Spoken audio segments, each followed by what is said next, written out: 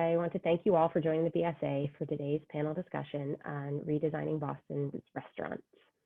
I'm Jenny Efren, the Policy Director for the BSA, and I will be moderating today's discussion.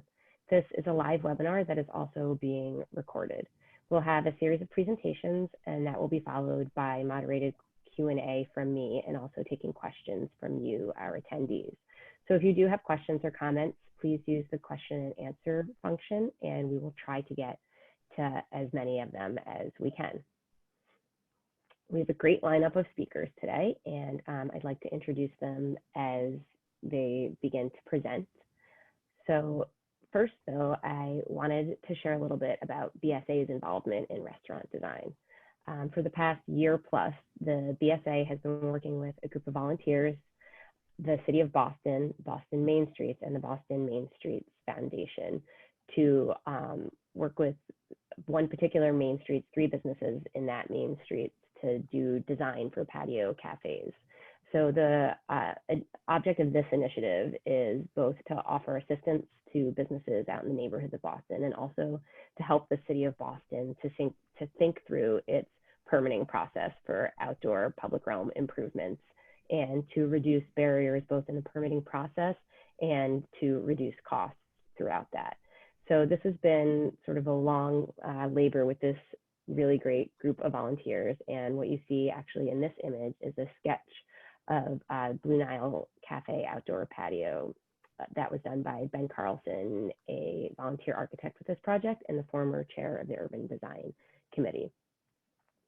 So as we were working on this, the pandemic hit, and of course, everything shut down. But then as Massachusetts started to allow restaurants to reopen, places like Boston and Cambridge and Somerville and other municipalities started to relax a lot of their permitting requirements for outdoor seating. And so what had been taking a very long time and going through a laborious permitting process, all of a sudden, these businesses that we were helping who had these designs ready to go were able to open their patio cafes. And so you see Blue Nile there on the left and the Haven just down the street from that on the right. And at the same time that we were doing this, the BSA found an opportunity to really galvanize more of our volunteers. And so at the suggestion of Emmeline, one of our speakers, we partnered with the Boston Society for Landscape Architects to match architects, designers, landscape architects with businesses in Boston, Somerville, and Cambridge in order for the volunteers to help the businesses create some simple but scaled seating layout plans so that they could open quickly. And so far we've assisted over 16 restaurants through this process, which has been really great. And we had over 55 volunteers signed up. So we still actually have many eager and willing volunteers from our membership and our audiences that are willing to help, which has been really heartening. And I think that for our community, it's been really great when a lot of us feel like there's not much that we can do to be able to impact some businesses that we really care about in our communities. And this is also something that we've asked volunteers, many of them have been willing to do for an indoor layout as well. And one of the businesses today has actually been a part of that as well. And so with that, I actually will be turning it over to Emmeline Gojak, a designer at PCA architecture firm in Cambridge. When Emily's not working on a project, she often lends her volunteer skills to projects like the patio cafe pilot and to helping businesses do these layout plans. Emmeline also led PCA's efforts to create design guidelines for outdoor seating, which you'll hear about now, so that businesses could create their own. So Emmeline, I believe you were going to share, so I'll stop mine. Thank you, Jenny. Appreciate that introduction. Once again, hi, I'm Emmeline Gojak, work for PCA. It's an architecture firm in Cambridge, and I actually grew up in a restaurant my entire life in Vermont, and so the restaurant industry holds a really special place in my heart. And it's kind of what stemmed the passion behind this project that PCA wanted to do. So I'm going to share my screen with you guys to share the guidelines that PCA created together with me. So we really wanted to create these guidelines to help restaurant owners and designers get seating on the street quickly in a way that yes, helps them understand, meet the minimum, but also helps them to create better spaces on the street that contribute to the urban context and design in a much better way that maybe could become permanent in the future. Because I think we all agree that these spaces are really awesome and contribute to a lot to Boston and beyond. This design guide specifically focuses on the street and sidewalk space where a restaurant may only have a small strip of sidewalk or a parking space to work with. But all of these ideas are really scalable to any space. The guidelines are based on Massachusetts guidelines for temporary dining and Boston loosely, with some external suggestions of additional comfort and design ideas that aren't necessarily in the guidelines. On the left, you can see this is a PCA project, the Revolution Hotel.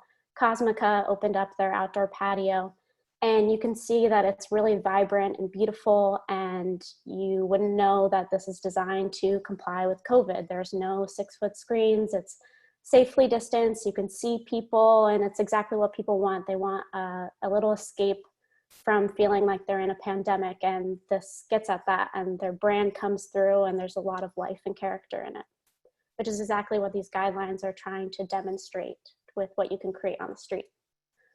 So there's a tool set that we designed that you just need 3 basic elements. If you're just trying to get seating on the street, meeting the minimum, which will help you understand how the diagrams are laid out below. There's seating, which all of the diagrams are based on 2-foot tables spaced 6 feet apart, which will really vary by local guidelines. So make sure you check those if you're working on an outdoor patio cafe. Flooring, which relates to accessibility requirements and whether or not you include a ramp or a platform that aligns with the sidewalk. And all of the diagrams show universal design as a best practice in order to encourage all ages and abilities able to access the space as much as anyone else. And then additionally, barriers, which is really about whether or not you have to have a concrete barricade, a water-filled barricade, or you can do something more interesting like a planter. Additionally included in this is an online link to suggestions and examples for things you can buy off the shelf today, shipped quickly, get them on the street, you know, Home Depot, Wayfair, very typical places you might look, but might give you a little understanding to some ideas. This page is to help people understand their site-specific restrictions, and all the diagrams show this perfect image where, you know, there's not necessarily a tree pit or a trash barrier, but you're going to have to look at your space and what you're going to need to work around. And it's also a guide to help you if you're submitting your own plans, what a city is going to be looking for. They're going to care that you have a street light and access to storm drainage, and you know how far apart your tables are. So the guide has 4 concepts, each based on a sidewalk width, progressively from smallest to largest. This is the smallest sidewalk width here, and each concept also has a key right here plan, which will help you understand how much seating can be fit. Specifically, this one I want to point out because it shows that if providing 6-foot barriers in between chairs and tables actually doesn't gain you any additional seats in a similar amount of space.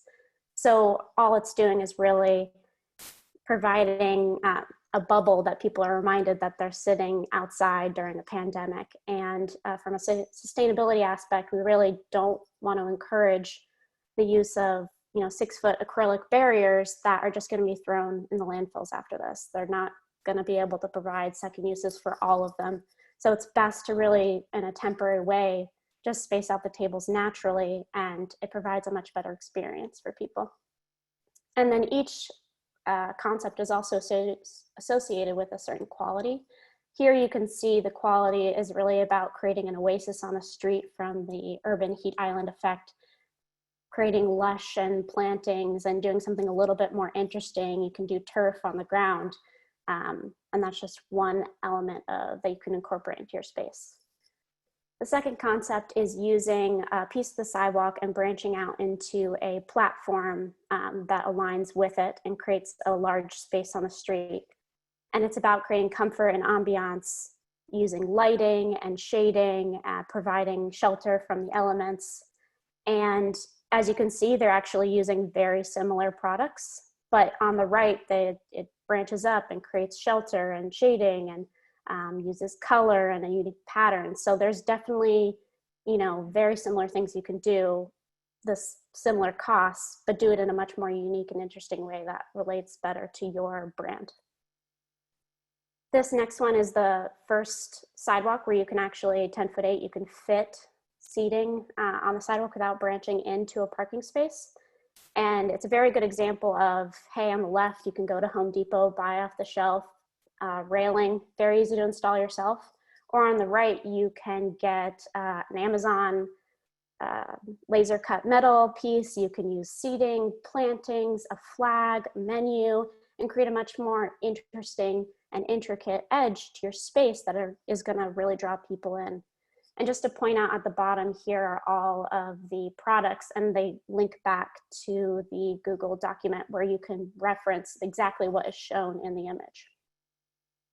The last one is a really adaptable image because it's the largest sidewalk width, where you can fit 2 layers of seating. And on the left, it shows very typical, you know, using temporary chalk paint. And on the right, you can see like the brand and the image come through. So it's really about, you know, yes, you can do stanchion posts, or you can get used barrels and turn them into planters and seating and posts and draw people in and signage. Or you can also get a local artist to paint a temporary mural on the street. That's certainly allowed right now. So you can see how someone will choose your space on the right every time over the one on the left. And these are some examples of seating on the street where we did a little research of how people are successfully doing this in and around Cambridge and Revere and beyond. So now I'm going to show you one of the example projects that Jenny mentioned before, of a volunteer project that I helped with the BSA and the city of Boston.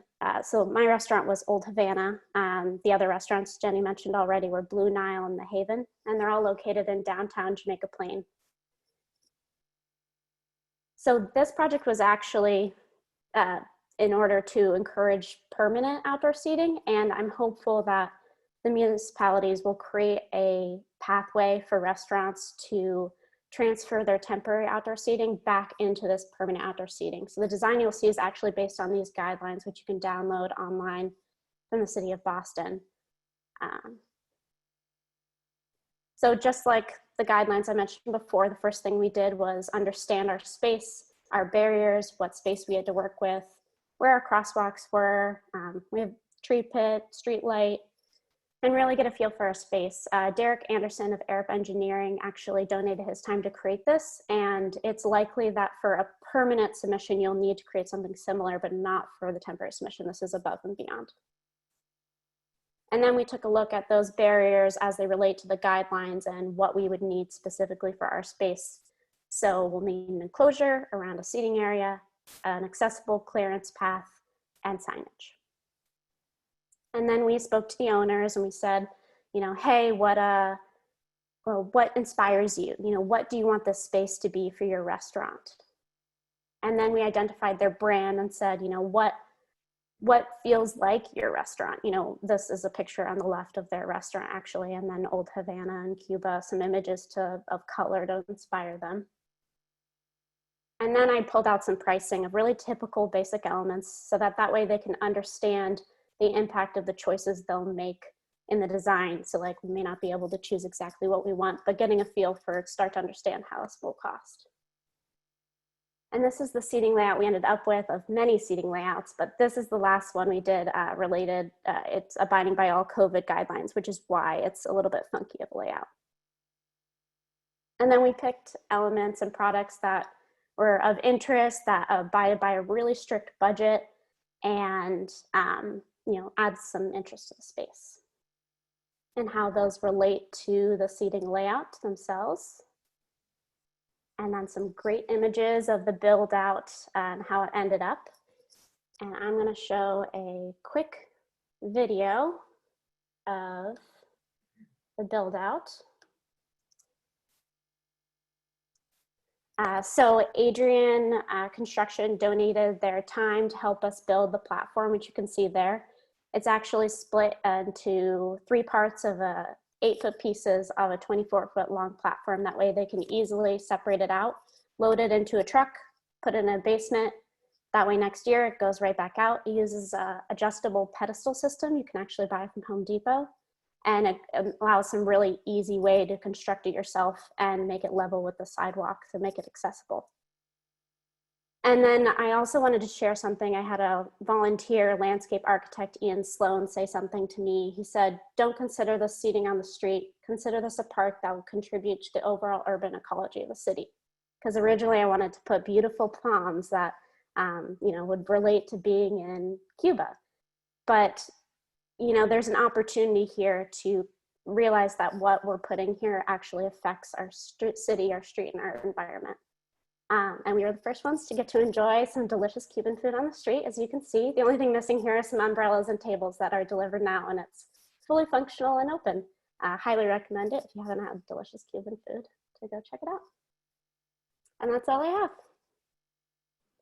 Thank you so much, Emmeline. And that work is so exciting. I know it's been over a year in the making. And so to see that happen, and I know that Old Havana, without this assistance and this sort of outpouring of community, this would not have happened. And so that's very exciting. And so now I want to introduce Will Gilson from who is the owner of a beloved Cambridge restaurant, Puritan and Company, where he has taken great care in rethinking indoor and outdoor spaces for his customers.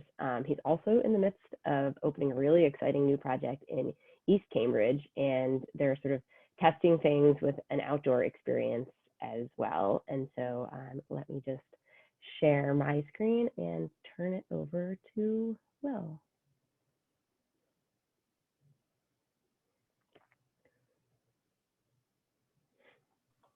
All right. Well, thank you so much for having me be a part of this today. It's been quite a whirlwind for restaurateurs since all of the COVID interruptions have been affecting us. And what we've been trying to do, I can only speak for me as someone who owns one restaurant and is opening another, sort of the situation that we're in, and I'm sure this will be different for many restaurateurs who are in different circumstances. So for us, we closed in the middle of March, just around the governor's orders, and we took 2 months completely dark. We didn't pivot to takeout right away. We wanted to wait and see sort of where we were going to get with everything before we decided to make any real capital moves or changes. And I think it was also moving so fast that people didn't really know what would be the best decision. So we wanted to take the time and get it right. Once we went back in the middle of May, we decided to offer takeout only until the different phases started opening up and we could start doing outdoor dining and eventually indoor dining. So with the outdoor dining part of it, which we'll get to, but we'll start with what we have here on this photo. We worked with a contractor that we had done a number of projects with inside of Puritan before, and what we really wanted to do was make the space adaptable to how things would change. We wanted it to not feel like plexiglass. Through all of my research with plexiglass, the more you cleaned it, the more it started to haze, the greasier and dirtier it looked. And so we wanted to avoid that as a potential issue. So what we did was we created these panels out of hollow doors that are on wheels and on adjustable levelers. This allowed us to be able to turn each part of the space into a privatized area for the guests. And we also separated out our banquette where it was existing with actual glass and not plexiglass. We wanted any capital improvements that we were going to make to the business feel like when COVID was over, sooner than later, hopefully, that the interior of the restaurant, we could leave some of these things in place and they would seem like they were always supposed to be there. So we were really excited to be able to do this. And I think some of the funnier things that have happened since we've had these in the place is that even with indoor dining, guests who have decided to dine in the space come in and say, we think this is a little too much.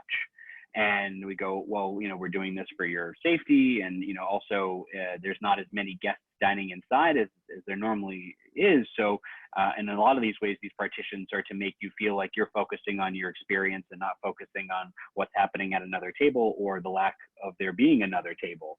And the response that we got from the early guests with this in here were that they felt incredibly safe, but that if they've already been willing to take the risk to come inside of a restaurant and dine, that they want it to feel normal.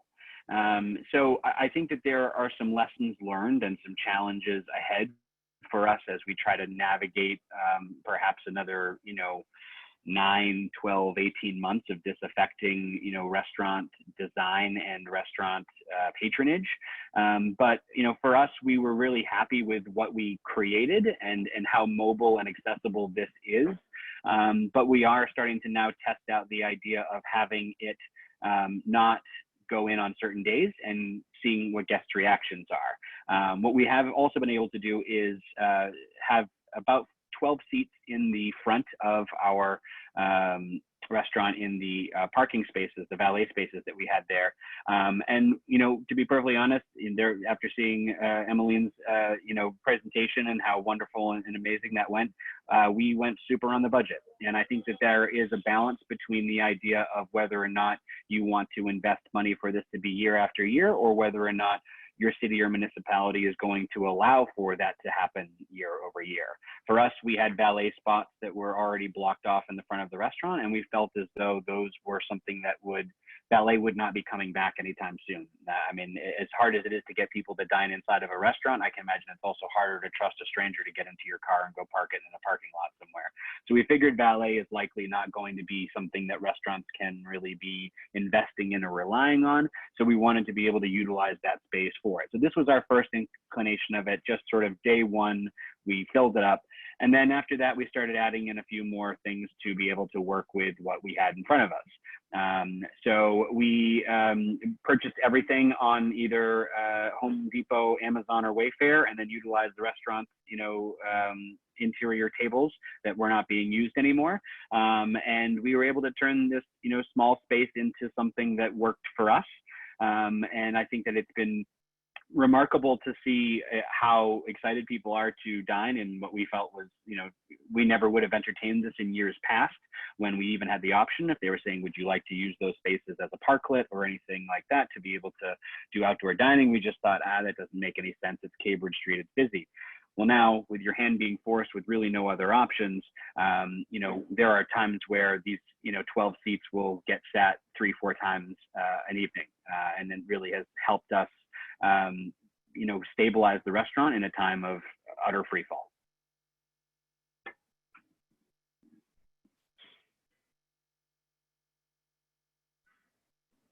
Thank you, Will, for sharing that with us. And as a neighbor, I'm glad to see this, that you're able to do this and have this up and running. And can I say also that this was with the help of PCA being able to help us, at least just with the city portion of it, that, I was trying to order all these things remotely while, not being in the actual space, and being able to utilize, essentially email, Zoom, and, document sharing online.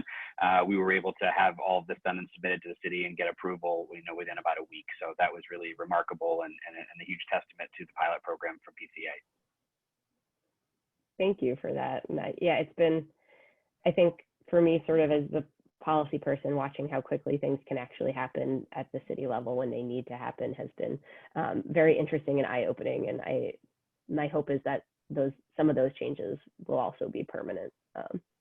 So thank you for that, Will. And next, I would like to introduce Eric Kuhn from Bergmeyer, who brings over 30 years of design experience in consumer and environments on projects ranging from Sorrel to Shake Shack. Eric has always appreciated the complexities of retail and restaurant design, and he brings a passion to the collaborative design process, bringing clients through inception, development, and manifestation of highly innovative solutions. And pretty excited to see something a little further afield than Boston, but really interesting work here. So. Well, thank you, Jenny. And I think you're going to do the driving on this. Yeah, excellent. Before we jump into this, one of the I suppose the points I'd like to make is one of the most important things that we can do is listen to the customer. And part of everything that we do, and as it relates to this and many other things that we've been doing, we authored some research to really understand the mindset of the consumer pre and post pandemic. And a couple of things emerged, some very expected things, but some of the most interesting insights were about communication. And what customers really are most intent on is being assured that this experience that they're going to enter is safe, and it the operator has been very considerate in the way that they've gone about allowing us to emerge from the shutdown. This particular project, the Kentucky Bourbon Trail, it's an interesting opportunity that is an extension from a client that we have, Jim Beam. And this involves 69 different distilleries in the Kentucky region along the Bourbon Trail. For people who love bourbon will know what that is. But it's an extraordinary group of distillers who have basically it's a trail that you follow from distillery to distillery to distillery, and their biggest issue was, how do we communicate with our customer that we're taking these measures to ensure their safety, and but do it in a very considerate and branded sort of way. I think we probably have all experienced environments where some sort of communication might have been printed on a Xerox, all done with the best of intention, but that particular message conveys their responsiveness to a situation, but it just lacks the sort of the considerate nature of how you want to communicate with your customers. We call this brand thumbprinting. So the idea of being able to take a suite of communications and ensure that it has the continuity and sort of the reflection of the brand in every aspect of how you communicate is really important. What you see here on this slide is really just a suite of graphic elements that we have generated for these environments. I think the next slide looks to, just again, it lives in a macro to a very micro level, to entry graphics all the way through tabletop communications, as well as little stickers that you can take and carry with you. We looked at this applied to, in the next slide, Jenny, how that layers into a graphic hierarchy plan, and really positioning these graphics from arrival on through the entire customer journey. And as it goes through the multiple levels of this particular facility. And as I said, this goes to a multitude of operators.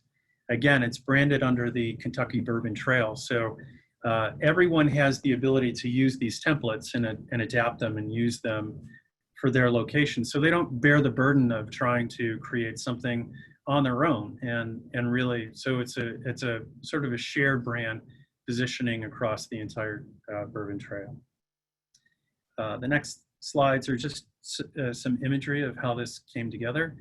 Again, we're very proud of the work and how it's conveying the essence of the brand. As I said, it's this brand thumbprinting idea, and really just every aspect of the design having that brand attitude and aesthetic carried from the macro to micro details.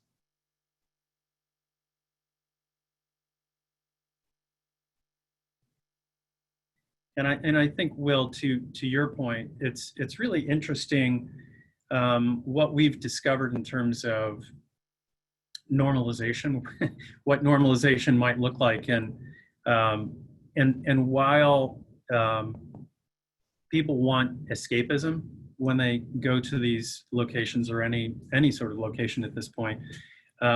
As I said, that one of the most important things that we discovered from our research is that they want these assurances that you have their health in mind and their well-being top of mind. So the idea of being able to do this in an aesthetically driven way, one that is reflective of the brand, and done in a very finished sort of way, I think is allowing the customer to feel that you've really taken the measures to not only respond to the situation, but doing it in a very thoughtful way.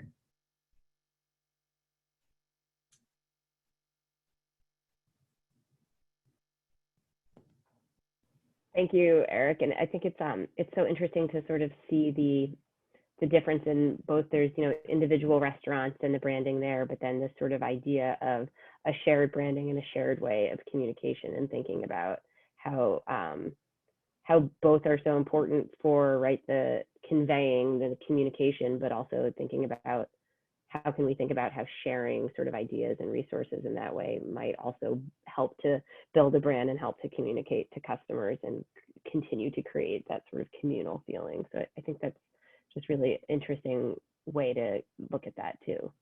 So our final speaker before we open it up to some question and answers is Eric Papachristos, a self-made restaurateur and notably a co-owner of Trade, BSA's downstairs neighbor. Eric is a world traveler who is, in our conversations, continually inspired by what he sees international cities doing, and especially their innovative responses to outdoor dining these days.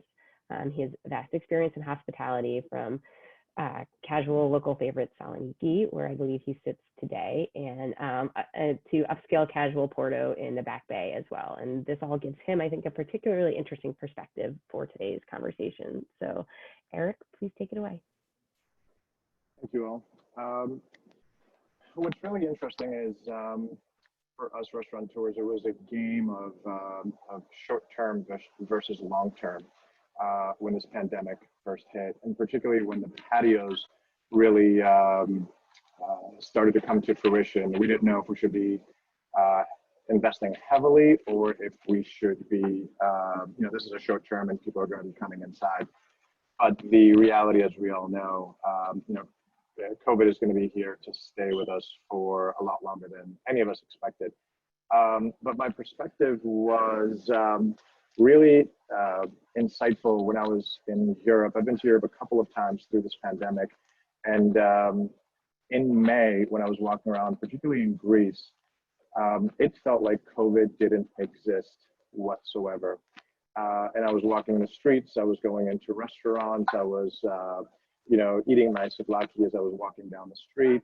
And what was really amazing was I felt like I was living in a world without COVID. So I flew back to Boston around June 1st, and I met up with my business partners and I said, hey y'all, COVID is going to be going away. You know, things are going to be opening up, because that's what I had sensed when I was in Europe for a month. But looking at it now retrospectively, what I felt in Europe and what I felt that COVID wasn't around was, you know, from a dining standpoint. Well, I'm eating at restaurants all day long anyway, but it felt that the patios there are totally normal, because the cafe culture in Europe is almost sort of regardless of what the weather, you're always eating outdoors. We know that they have these huge window partitions that makes the inside feel like you're always outside. So the biggest moment for me was when I came back from Europe and realizing that cafe culture in the US is going to have to change, not from just the operator standpoint, but also from the consumer. And I love, you know, seeing around Boston in particular, in the North End, I feel like I'm in a whole different part of the country or different part of the world. I hope that's here to stay, or sort of that effort is here to stay, really long term. And I think, you know, again, the realization for me was not that Europe necessarily has a different perspective on COVID, but they're able to sort of mitigate some of those risks and feel more comfortable because they're an outdoor setting, and we all know that, we all know, or, I think that we know that airflow is extremely important in a sort of pandemic time like this. So that to me was extremely fascinating.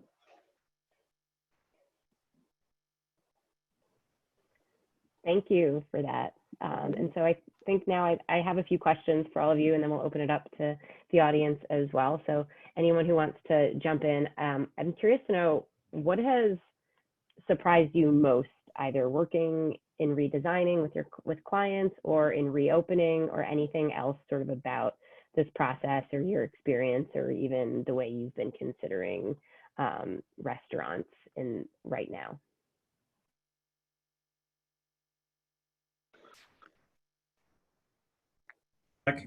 I'm more than happy to jump in.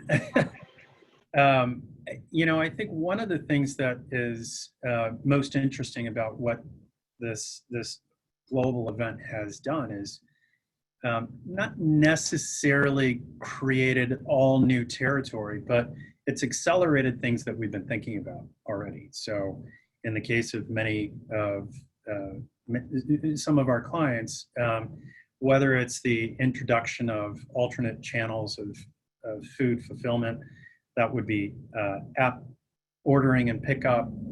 It would be the integration of things like walk-up windows, or in the case of some QSR clients that we have, the integration of drive-in, drive-throughs. Again, these aren't new revolutionary ideas, but it's the idea that this event has actually accelerated brands to say, okay, customers need these alternate channels of engaging with our brand, and we have to get on it. So it's just really sort of, it's moved the chains up rather quickly. I think when we were talking the other day initially about, some of the things that restaurateurs are facing, I brought up the kind of elephant in the room where every single restaurateur is absolutely terrified of what mid to late October is. And I think that, we can talk about parklets, we can talk about design, we can talk about all these things. And, initially when we were discussing, what we were going to do for our space, it's like, well, what available capital do we have, and how long are we going to have this for, and how long is COVID going to be for? Much to Eric's point, so how much are you as an individual feeling comfortable investing in that? And we opted to invest in stuff that was more inside. We felt that that was going to make the more sense. And we wanted to roll that out the first possibility that we could to have indoor dining, because we wanted to normalize it. Because I think if you just look ahead, a patio in Massachusetts is only going to last you until the mid to the end of October at the absolute best. You can put heat lamps out there, and then all of a sudden you start enclosing it and adding in heat, and now it's no longer outside. Now you're actually technically inside. So I think that for us, what we wanted to do was figure out over time, let people dine in the space while the weather is either nice, or maybe it's a gray day, or maybe it's rainy, and start to trust us that if they are going to dine out, that there is that option. Now, with designing a whole new restaurant that will be opening in October, I got to give a shout out to our architects, Rody, who have been amazing of helping us through this process. We have opted not to really invest in partitions or anything other than fabric that would be easier to be cleaned rather than being porous. Just instead knowing that capacity is so small and we're opening a space that's quite large, that we will have the ability to spread people out as much as possible. But the nice thing is there are things that I think many restaurants started to invest in and do differently over the past few years that are going to stay. I mean, we have a bifurcating staircase where staff doesn't interact with guests. So the guests are only kind of going in one way, the staff are going in another. We have each individual bathroom is a single stall. It's not, one large bathroom with multiple stalls. So people will feel more comfortable about being privatized.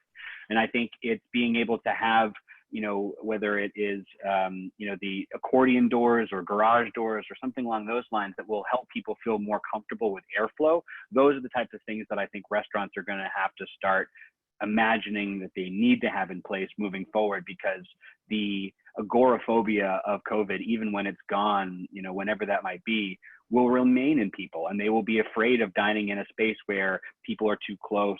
You can't have those Manhattan restaurants where, tables are super close together, where people's butts are in your face when they're getting up. I mean, I think you're going to start to see restaurants get bigger, tables naturally be farther apart, and it's going to start to look more like the 80s and 90s of restaurants rather than what we've probably been existing with the past 20 years. Yeah, well, I think that I just wanted to say that as we were talking, I think for me, one of the surprising things to hear was that when you did these sort of interventions inside Puritan, that people did not want to feel separated, because I think we talked first and it was sort of like, oh, people don't want to see, other people around because of that sort of, oh, I'm too close. But it's interesting, I think, that when you mentioned people are either they're comfortable doing it or they're not. And so that's sort of like a lesson that I was also surprised and interested to hear, but it's sort of an interesting way to think about both like design and the business aspect of the restaurants. Emmeline, sorry, go ahead, please. Oh, no, that's fine. Yeah, I just was going to say that I think we've been having a lot of design conversation at PCA, whether to go like not go all COVID design and, but also respond to it. And I think it's like, I think we need to get in the mindset that this is going to forever change the way that our city is, our urban fabric. I mean, you're already seeing it, like people are closing down streets and making them one way. And even though we say it's going to be over soon, it's going to be over soon, but we've been saying that for a long time now. And like you just mentioned, the psychological effect, I think the more we embrace the good things about this is the more we'll be able to adapt better to thrive after we come out of this. And even talking about winter, I was talking about with one of my coworkers, Dave Snell, and he's saying, like you were mentioning, Eric, about abroad. There are many cultures that dine in the colds in the wintertime, and it's totally normal for them. That's what they do. It's not abnormal. They don't need like the heat lamps. They'll sit outside. And I was just thinking about how, like, what is an experience in America that anyone can associate with that we could create on the street? I thought about how when I played in the snow and I would come inside and my mom would wrap me in a blanket and give me hot chocolate, put me in front of the fire. And I thought, why not design an awesome hot cocktails menu, give people laundered blankets after each use? And actually you can put fire pits on the street as long as it's gas fuel. You just need a portable BFD fuel permit. Which I found awesome because I've never seen anything like that in Boston. So if anyone's listening, put fire pits on the street. That's good info. And actually that leads into something else that I wanted to ask all of you. And Eric P., maybe you can sort of start this off, and that segues really nicely with your sort of, this vision of being wrapped in a blanket and keeping warm, and wondering if how any of you are thinking about design ideas or innovations or any sort of things for the cold weather and the winter, and what are some things maybe you've seen or how you, actually, so I just actually had my strategy meeting with my partners yesterday to discuss exactly this: patio in the winter, and how do we enclose it in a way that we can get enough air circulation, but also have it tempered. We've thought about doing some sort of a ethical fur party. Something along those lines where people will feel comfortable being dressed up in really heavy winter gear, but also, enjoying, a glass of wine or a cocktail outside or some sort of hot cider. We're discussing the possible ideas of these igloos, whether they're permanent or temporary. One of the concerns is the airflow for those, but something along those lines. Creating more permanent outdoor space. So we're starting the planning process now, and hopefully we can have something in place by this winter. But yeah, fortunately or unfortunately, it is going to be a reality that we'll have to transition. Easier said for my full service restaurants like Trade and Porto. It's a tougher decision though for my fast casuals like Saloniki, because you're going in to grab a salad or to grab a sandwich to go. And I think it's a hard sort of proposition to have someone, sit outside for 10 minutes for a sandwich. They'd rather just grab that sandwich and go to the office or go back home to eat it. So for the full serve, it makes a lot more sense. And again, huge capex that we're all thinking, but we're also thinking this for the long term, not just for this winter. We need to build something that's going to be sustainable for the long term.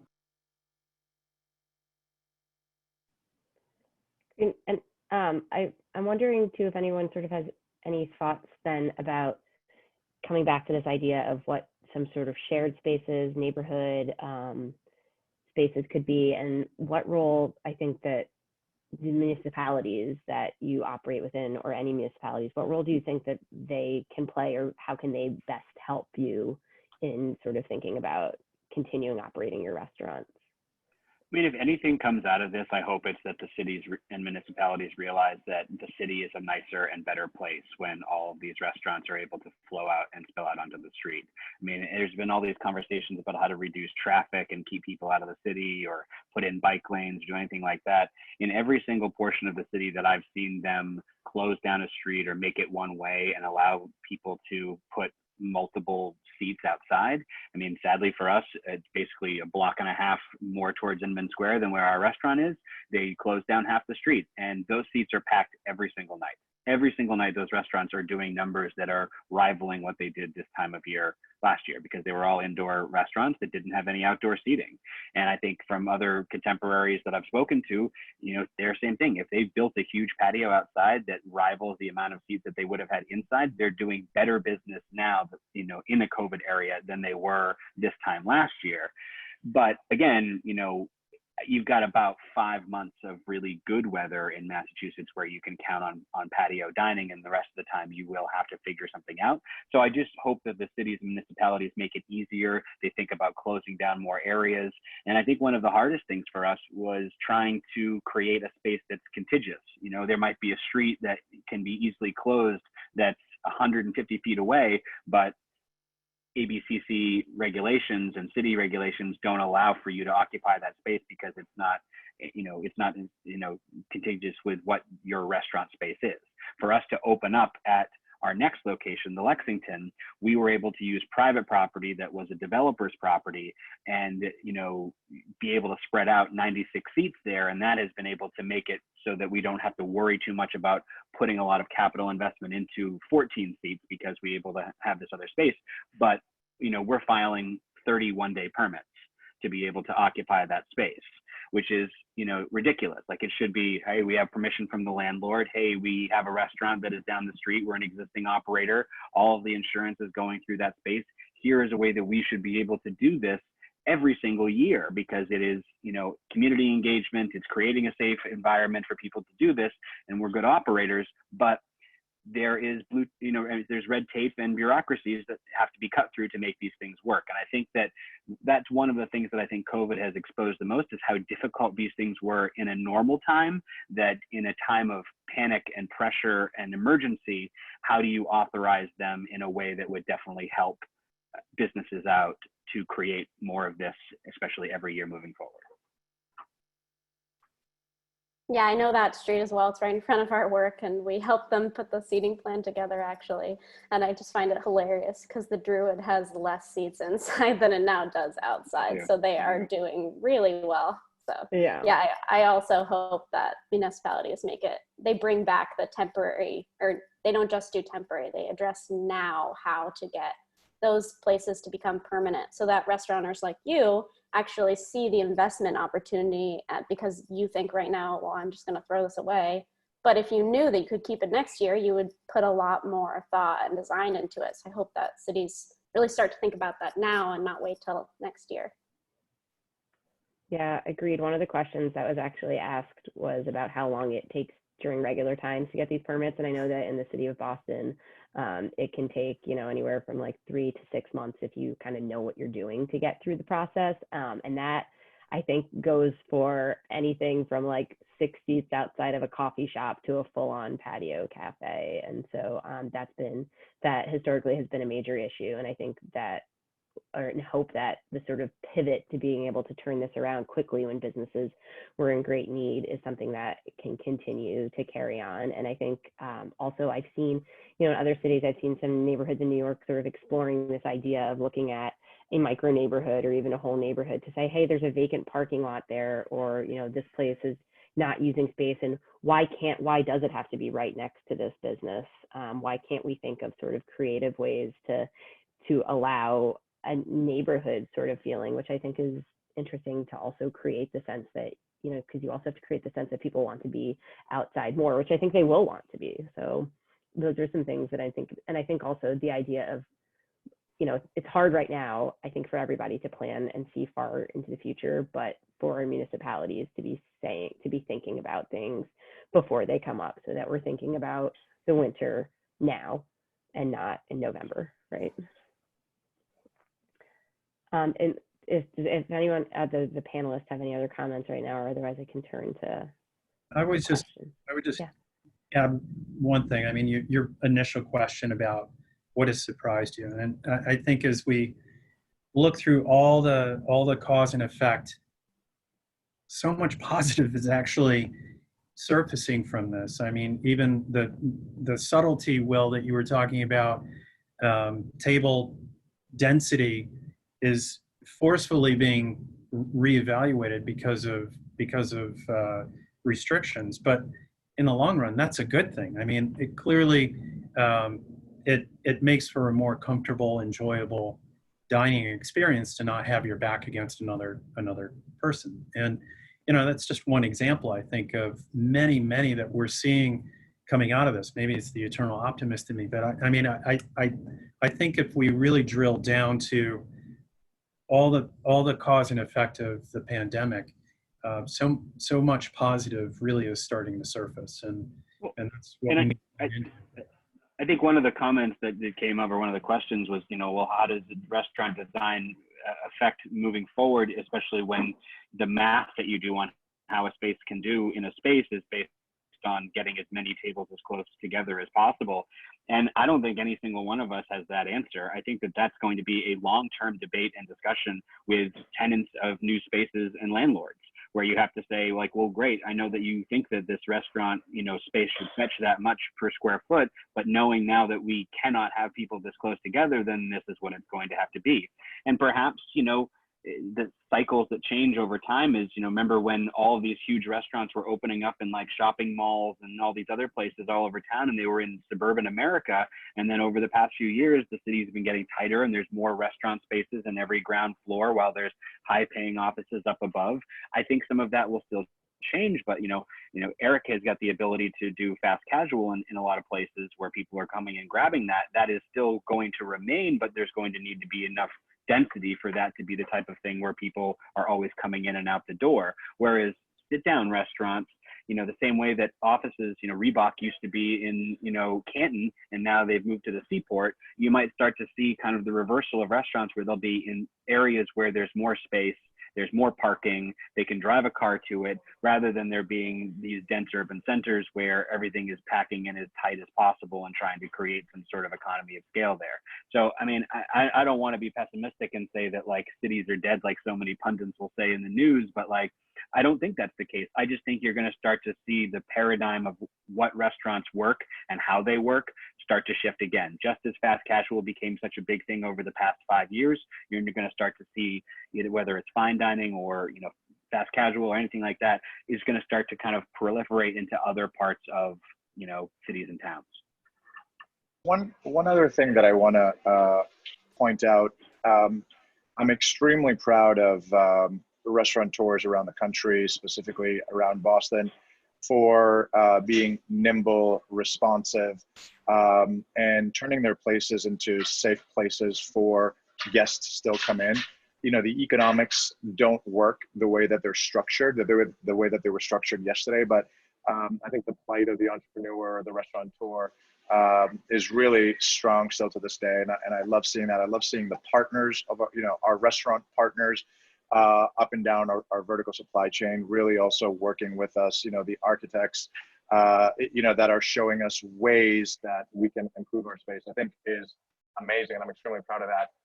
The only one small caveat that I'll say is I just came back again from Europe 2 weeks ago, and I love and miss being in a packed restaurant, being side by side, shoulder to shoulder with someone. I came back and I was slightly depressed that I know that I'm not going to be able to feel that again here. Again, I could be an old dinosaur that I love being in those sort of spaces. But I really do miss that. I just want to put my 2 cents in that.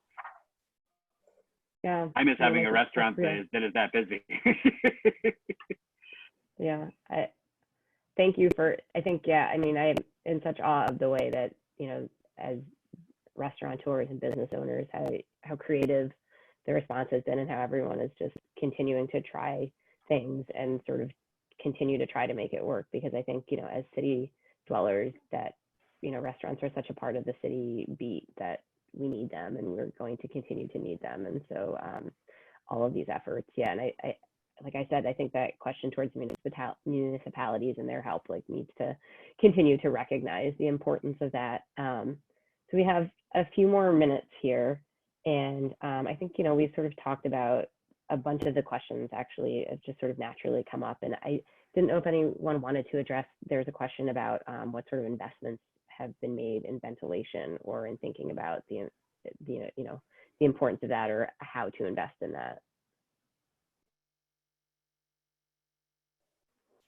I mean, I can just jump in and say that, I mean, until we see that there's something that is definitive, I don't think that it's worth investing any huge capex into until you understand that this is the thing that people need to feel comfortable. I think that there is a way of putting it in there because it will make staff and it'll make and guests feel more comfortable. But I think until somebody presents that with you with a definitive solution, I think it's too hard to speculate what you can do. I mean, I've watched people going around restaurants and other places with UV wands and putting it over tables and things like that, and that might make somebody feel better, but put some bleach in a spray bottle and I think everybody feels just as safe. It's just a matter of whether or not they see you doing it. But I'll let Eric speak to it as well, because I know that he's been entertaining that. Yeah, we have friends who have installed UV. We've had friends who've installed HEPA filters as well. Yeah, I think Will makes an excellent point. It's really the capex, and we need to ensure that there's going to be sort of a long-term benefit for it. The plexiglass is easy. It's a couple $100, to put a plexiglass or to put a partition between our employee and our guest. But typically anything HVAC related is a big can to open up.